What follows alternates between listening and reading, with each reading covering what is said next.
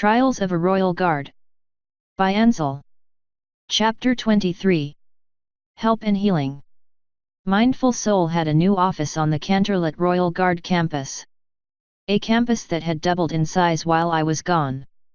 That was, I'd been told, a reaction to being unprepared for the first wave of wounded guards and soldiers coming home. Evidently, they'd suffered heavily from their experiences in Nordenver, just as I was now and did before. The existing programs simply weren't big enough to handle the volume and extreme nature of the cases they were seeing. The reaction from command had been swift. Research, bits, hiring, and all of that was made a priority. Now the campus was a one-stop location for every aspect of a soldier or guard's life. There was a medical center, a specialist center, a full care building, additional gyms, and any other service you could name beyond the usual. From what I read in one of Orchid's pamphlets, this was a Minister Sombra initiative, better care for returning ponies. He wanted it built and ready prior to the war's end, and so it was. Now I was in the fancy new specialist building in a fancy new office. As an example, Mindful's new office was larger than her old one. A lot larger and less intimate. It had a tall ceiling and the therapy space was wide open. There was a ring of 11 pillows in the very center for seating. At the back of the room, she had a desk, but, other than that, there was no other furniture. No couch, no bookshelves, nothing. Well, nothing other than the Plush Pony Hotel. I only knew that because it had a sign on top that read such. It was also clearly in Azurite scripting. The hotel was a simple set of shelves with 10 equally sized cubes. A pony plush or two lived in each one.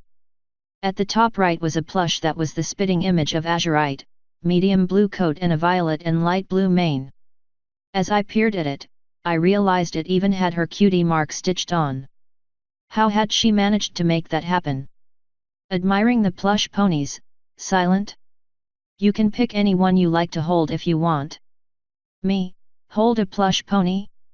I looked over my shoulder at the mare. She looked the exact same as I remembered, monochrome grey coat with a wildly contrasting yellow and white mane.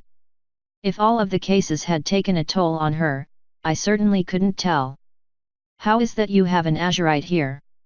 Ah, you noticed.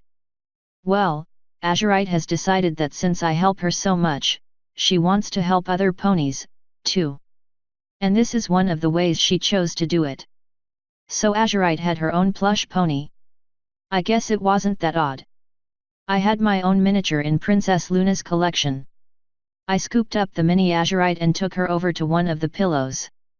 Holding Azurite wasn't like holding a plush pony. Welcome home, Silent. Thank you. Mindful levitated her notebook over from the desk and flipped it open. So, first full day back.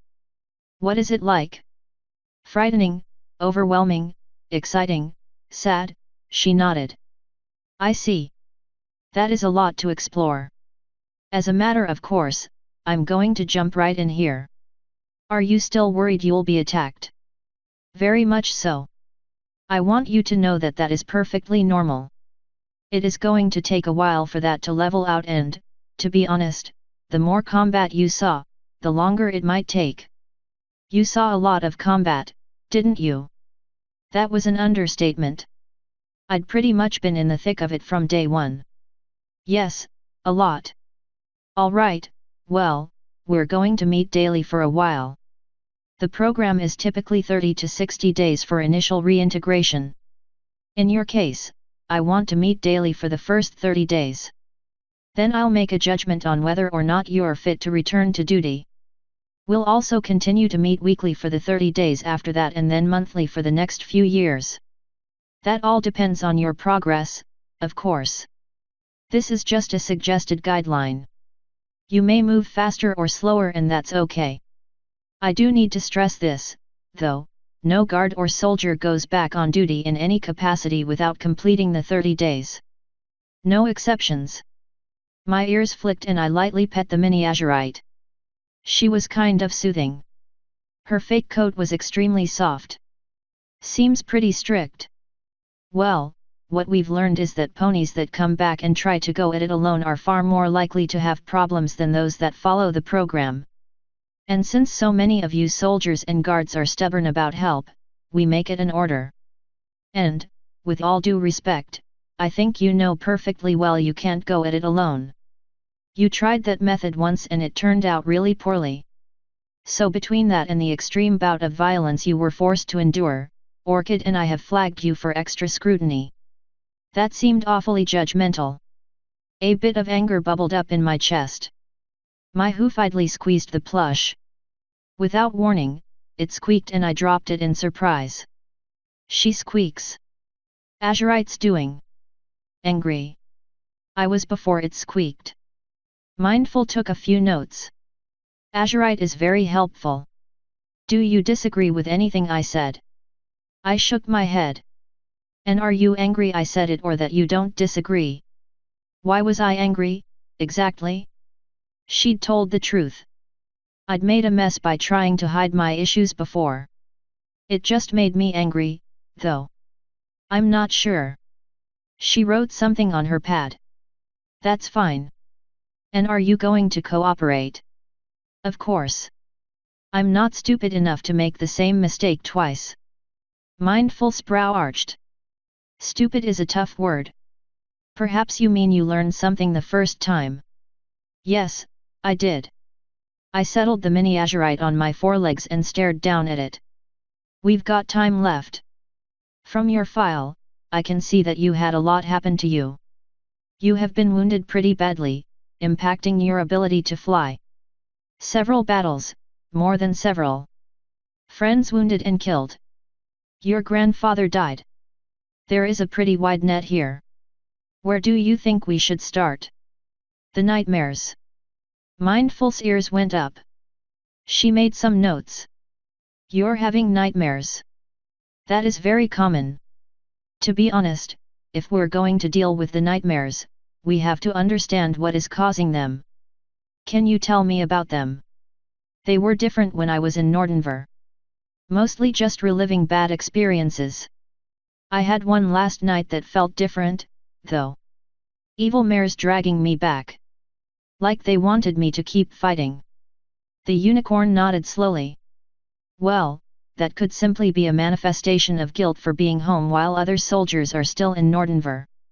It could also be a deep-seated fear that you believe you've become something you don't want to be. Let's explore both and see if we can't get you sleeping better at night. Could it really be that easy? Doubtful, nothing in therapy ever was.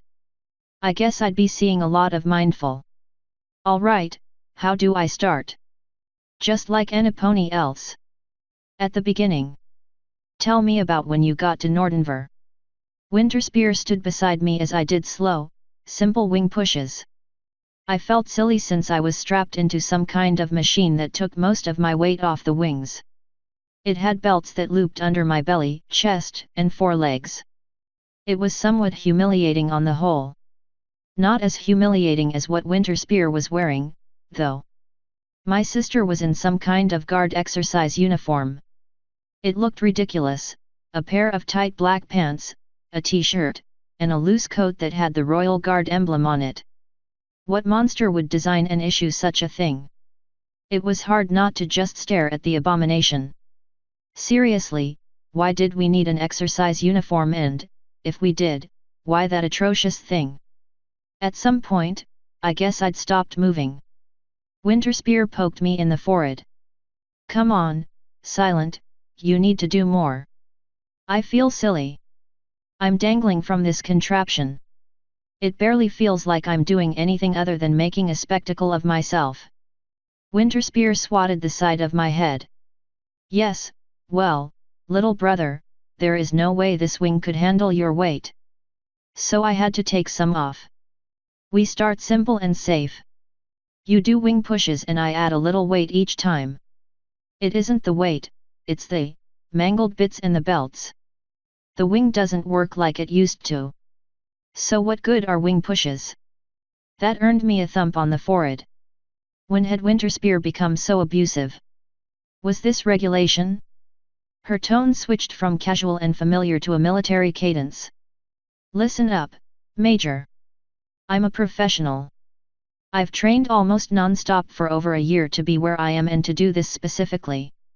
I may not be a doctor or have a doctorate in wing mechanics, but I know my job. So unless you think you know how to fix a wing better than I do, maybe you should shut your pie hole and do as I say, sir. I glared at her. Was she really bringing rank into this? I outranked her, of course, but she was the warrant officer in charge of my recovery. That meant this was her command, so to speak. You could be nicer about it, I replied before starting to do wing pushes again. She shook her head.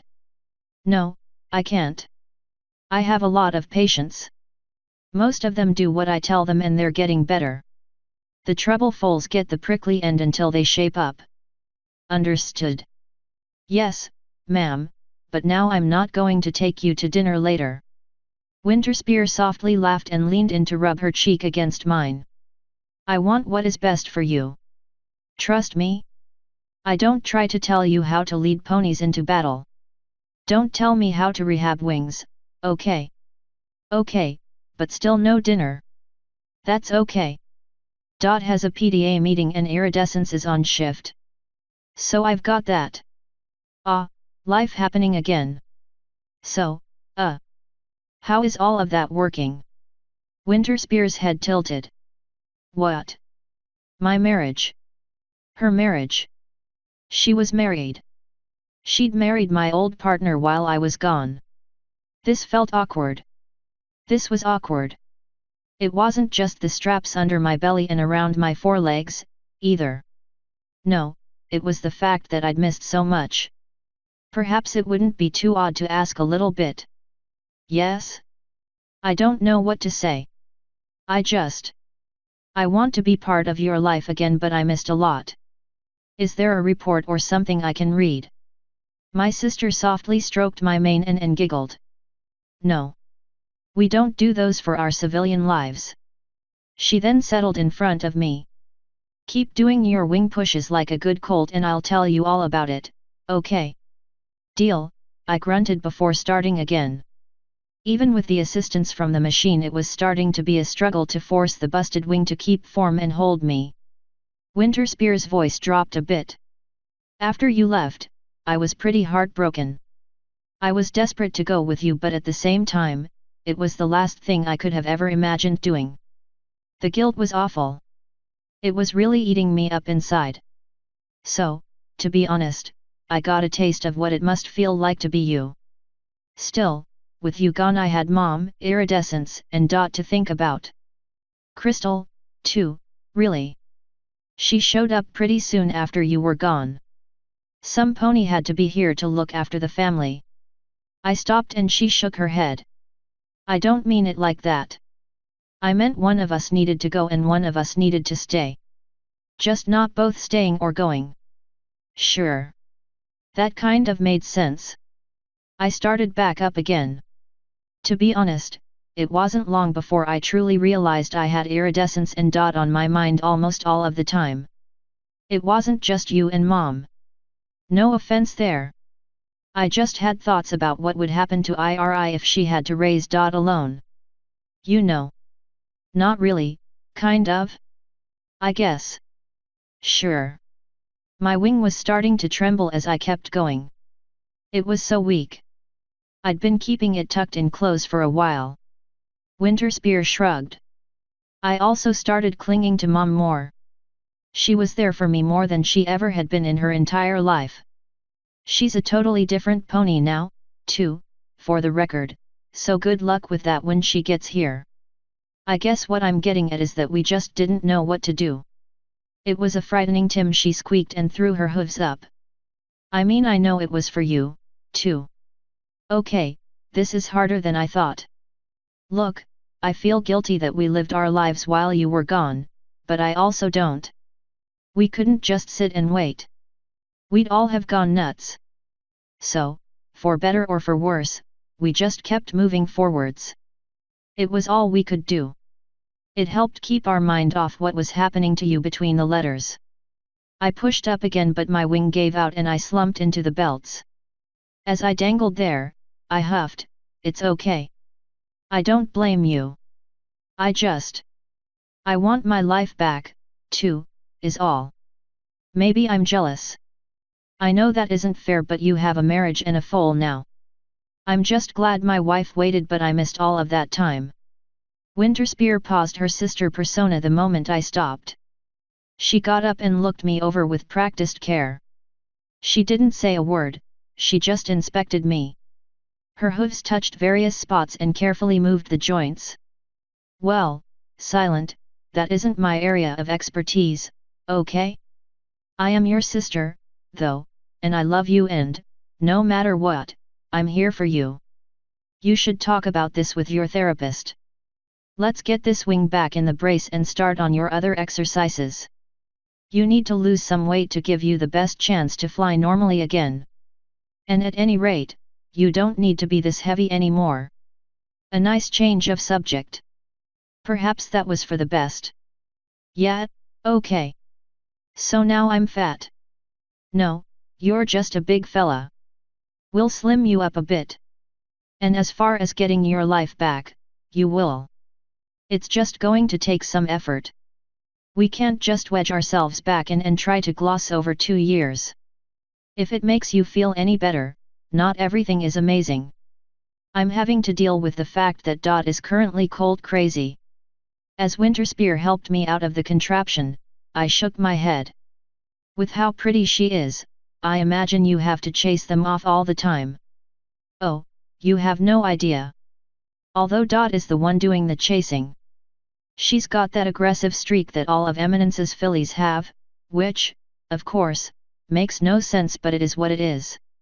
All of the colts and some of the fillies want to be her very special some pony, and she is sweet but very picky. Which she can be. That filly is going to be a supermodel or something.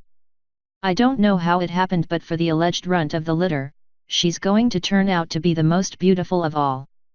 It just eats away at luminescence and opalescence, too. Which, to be perfectly honest, makes me smile deep inside. Luminescence and opalescence were iridescence's older sisters. I didn't know them well, but they were not nice ponies.